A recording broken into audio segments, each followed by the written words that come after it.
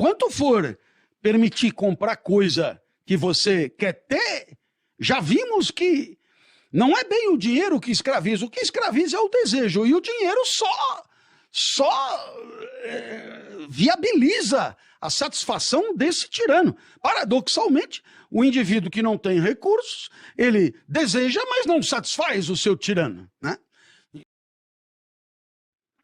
Que bela introdução, hein, Cláudio? Que bela introdução. E aí eu fico ouvindo tudo que você falou e começo a colapsar com várias caixinhas que eu tenho dentro da minha cabeça, né? Uma delas parte do raciocínio que você trouxe, onde o dinheiro é neutro, mas o valor dele está em qual será o destino dele, né? Então você pode usar isso para te trazer uma felicidade ou para causar uma maldade, né, na vida de alguém, e o valor que a gente vai atribuir a isso tem muito a ver com o destino dele, no final das contas, porque ele é neutro, mas ele tem poder. E aí, né, como eu comecei a pergunta dizendo o dinheiro é uma coisa ruim, eu faço essa pergunta porque muitas pessoas olham para o dinheiro como uma coisa ruim, não é? Só que também tem muitas pessoas que olham para o dinheiro como uma coisa boa, leve e libertadora, não é?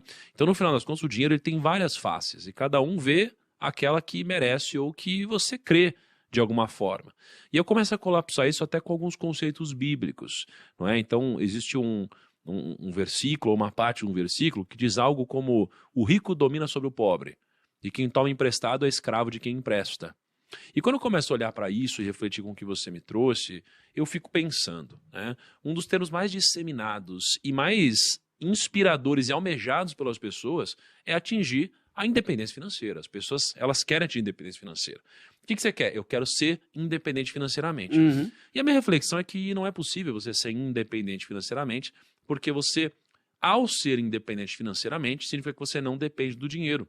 Eu acho que para a nossa sociedade, com exceção de caso você morasse numa floresta, não é? Você provavelmente se manteria dependente do dinheiro, especialmente se você tivesse muito. Porque você poderia ter um padrão de vida onde você precisaria cada vez mais de dinheiro para manter esse padrão. Então você começa a ter uma casa, algumas casas, muitos colaboradores, muitos funcionários, gerentes de banco, arquitetos, médicos, etc. E você precisa de recursos. Então você nunca fica independente financeiramente na lógica de sociedade que a gente vive. Então a gente entende que se a gente não fica independente, a gente fica livre financeiramente. Só que ouvindo muito das suas reflexões, uma vez você trouxe uma reflexão de Kant, onde a liberdade não é você fazer o que você quiser, né? E as pessoas, elas buscam ter muito dinheiro para que elas possam fazer o que elas quiserem. As pessoas vivem numa sociedade de direito, onde elas acham que têm direito a tudo, e se elas tivessem dinheiro suficiente, elas poderiam fazer o que elas quisessem. E aí você me trouxe o conceito onde a liberdade não é isso, a liberdade seria exatamente o oposto. Seria você fazer o que você não quer, porque se você fizer o que você quer, você é um escravo dos seus próprios desejos, logo você não é livre, você acaba ficando refém das suas próprias necessidades carnais eventualmente. E aí, no meio dessa lógica, eu olho para pessoas muito ricas e quando eu percebo o Brasil, a gente tem algo como 230 bilionários no Brasil. Eu já conversei no detalhe ou com um certo grau de intimidade com pelo menos uns 60, 70 deles. E eu começo a perceber que uma vida com dinheiro é muito melhor do que uma vida sem dinheiro, porém, eu às vezes me questiono, será que uma vida com dinheiro te torna mais livre ou te aprisiona mais? Então a pergunta que eu quero te fazer é, o dinheiro torna as pessoas livres ou as pessoas escravas?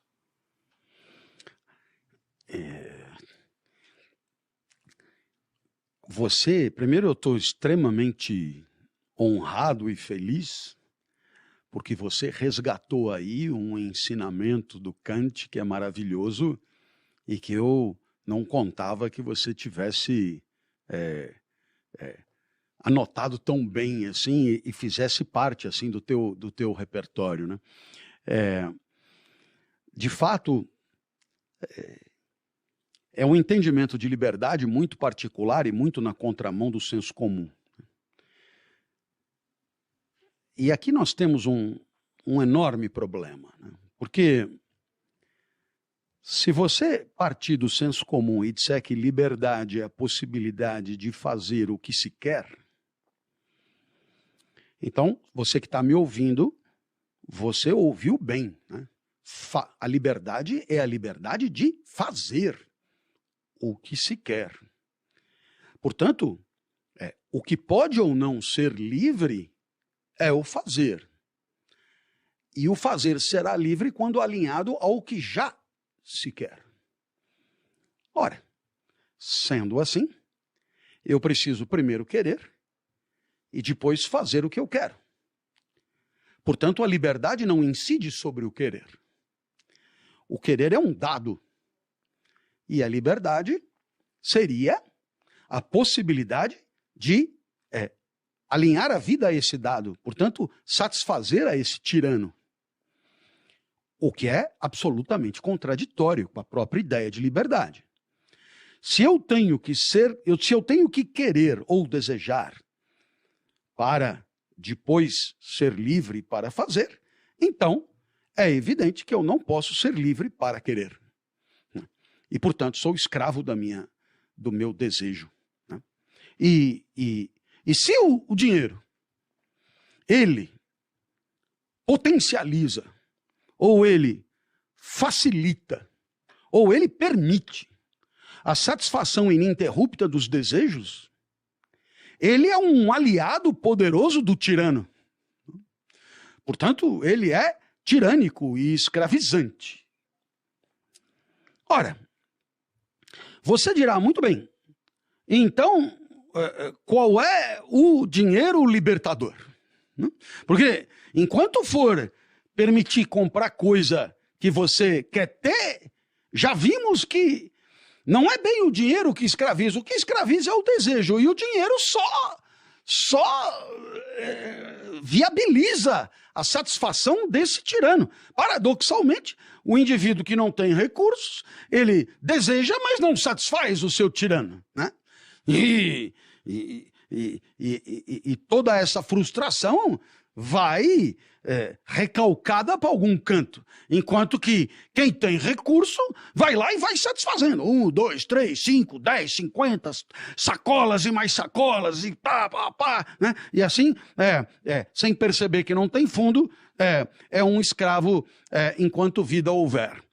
Então você vai dizer, como o dinheiro pode ser libertador? Oi, o dinheiro só será libertador se você não for escravo eu diria, das suas forças mais profundas, mais íntimas, mais subterrâneas, mais pulsionais e, portanto, eu diria que só aquele que tem dinheiro pode ser livre, mas não porque compra e se ajoelha diante dos seus desejos, mas porque pode comprar e não compra. Sendo kantiano até a medula, eu diria, porque o sujeito que deseja e não tem como comprar, você nunca sabe se ele não tem porque ele não tem como comprar, ou se é porque, de fato, ele é livre em relação às suas inclinações, aos seus apetites. Né? Porque se tivesse, compraria. Se tivesse, seria escravo. Se tivesse, se ajoelharia. Mas, como não tem, ele engole seco. Né? Engole seco. Agora, já o cidadão que tem recurso, que tem pulsões, e que, como sugere Kant, por uma questão de saber prático, por uma questão, eu diria, de inteligência existencial, né? Esse indivíduo, podendo preencher essa lacuna, esse indivíduo não o faz, esse sim é livre. Então veja, quando que o dinheiro é libertador? Ou, se você preferir, quando que há independência financeira? Há independência financeira não quando eu uso o dinheiro para tampar os meus buracos, mas quando, podendo tampá-los, eu não o uso. Eu não uso. E veja, e não é por sovinice, ou não é por estratégia, ou não é segurar aqui para poder tampar um buraco maior lá. Não é, não. É por uma questão de sabedoria existencial. Muito embora eu possa ter uma vida sofisticada, eu entendo, porque tenho sabedoria, que uma vida simples me convém mais. Então, eu tenho condições de viver outramente, mas eu viverei desse jeito, porque assim, eu diria, a minha filosofia sugere. Então, aqui nós temos uma outra ideia de independência financeira. É a independência trazida pelo dinheiro, mas não para escravizar, e sim para mostrar a liberdade possível em relação às nossas próprias lacunas. Então, eu acho que eu não poderia ter ficado mais contente com essa resposta, porque ela pega a ruptura do senso comum e estica na sua maior radicalidade. Eu queria apenas propor que, no final das contas, você tem duas definições de desejo ao longo da história do pensamento que se enfrentam, que são incompatíveis entre si, a de Platão e a de Spinoza. E o que é que entende Platão por desejo? Você encontra essa definição no Banquete, apresentada por Sócrates. O desejo é definido pela falta, né? O desejo é a falta.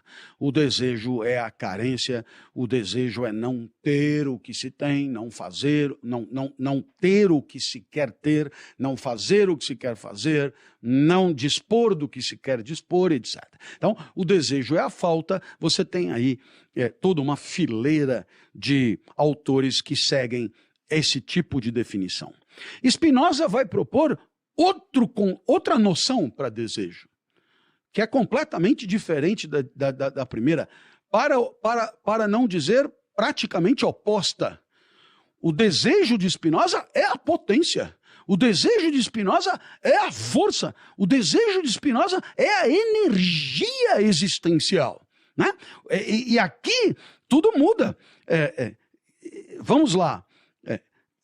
Estamos diante de uma bonita refeição, né? E no desejo de Platão, você tem fome, né? E no desejo, ou seja, você tem falta de comida, impossibilidade de comer. Você tem fome. No desejo de Spinoza, você tem apetite. Ou seja, a possibilidade de regozijar de uma boa refeição, a possibilidade de regozijar de um bom prato, a possibilidade de se deliciar com o real, com o mundo presente. Ora, pois que, reunindo essas duas propostas, eu diria que o dinheiro que existe para satisfazer o desejo de Platão é escravizante. Para satisfazer o desejo de Spinoza, ele é positivo e libertador. Por quê? Porque o dinheiro permite a vida boa, permite a intensidade existencial, permite uma concretitude existencial, e não, eu diria, a busca de uma saciedade que não chegará nunca, mas o dinheiro como aportador de condições existenciais de potencialização da vida. O exemplo que me ocorre aqui de maneira mais contundente poderia ser o nosso mesmo aqui, né? Quer dizer, o que é que eu estou fazendo aqui? Então, né, alguém dirá, você vai lá conversar com o Tiago, porque toda vez que você vai lá conversar com o Tiago, você tem um bombeamento das suas redes sociais, você ganha seguidores, e ganhando seguidores, ganhará clientes potenciais dos seus cursos, e ganhando clientes potenciais dos seus cursos, você ganhará dinheiro, e ganhando dinheiro, você vai blá, blá, blá, blá, blá. Isso é um jeito de pensar. Esse é um jeito platônico de entender o desejo. E para Spinoza, eu venho aqui falar com o Tiago do mesmo jeito. Só que o desejo aqui é outra coisa. É o tesão de estar aqui, é o regozijo de estar aqui, é o entusiasmo de estar aqui respondendo às tuas perguntas. é o contentamento de poder alinhavar essas ideias e apresentá-las de maneira clara. É outra coisa, concorda comigo? É completamente diferente. Eu não estou aqui porque depois vai ter... Eu estou aqui porque a imediatidade desse momento de vida basta para mim. Então, esse é um desejo potência. Esse é um desejo força. Então, você atende o meu desejo criando condições de potencialização da vida no momento em que a vida se encontra. Então, tal como aquele que come para encher um vazio de estômago, de um lado, e aquele que come pelo regozijo do comer, de outro lado, aqui eu estou comendo pela alegria de produzir discurso e não pelas eventuais consequências que a minha presença aqui possa me aportar. É uma reflexão profunda sobre liberdade, né? Eu já refleti muito sobre isso, sobre de fato o quão mais livre eu sou ou não, pelo fato de ter mais recursos ou não. E no meio da liberdade, a minha busca pela liberdade, talvez a maioria das pessoas, se dê pelo fato de elas acreditarem que existe alguma relação entre liberdade e felicidade, de alguma forma. Se não, porque eu gostaria de ser mais livre se isso me causasse algum tipo de mal. E aí quando eu começo a refletir sobre felicidade, primeiro eu começo a entrar num grau complexo de definição sobre o que de fato é felicidade, não é? Agora, quando eu busco evidências científicas, a gente encontra que o dinheiro traz felicidade, só que até algum certo nível. E com o passar do tempo, né, as evidências científicas elas foram sendo aprimoradas, colapsadas, criticadas, e aí entendeu-se que existe um limite para o quanto o dinheiro traz felicidade.